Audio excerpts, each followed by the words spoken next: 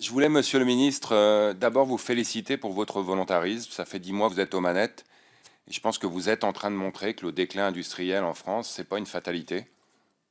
qu'on peut l'enrayer, les chiffres commencent à le montrer, et qu'on peut même avoir une industrie française qui pote de conquête.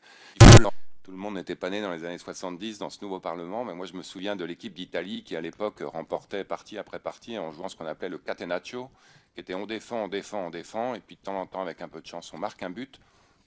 On n'est plus dans les années 70 en football, on n'est plus non plus dans les années 70 dans l'économie mondiale. On est dans une économie globalisée, on est dans une économie dans laquelle il faut pouvoir conquérir avec des technologies, de l'innovation, du volontarisme politique qui a un rôle à jouer pour accompagner nos industries et vous le montrez bien.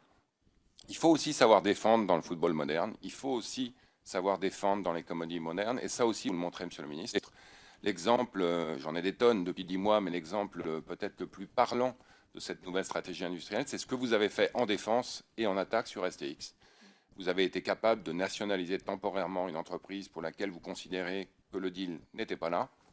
et vous avez ensuite, après une renégociation tout à votre honneur, permis de créer un champion européen qui, je ne doute pas, dans une industrie qui est aujourd'hui globalisée, dans laquelle les concurrents sont coréens, dans laquelle les concurrents sont chinois,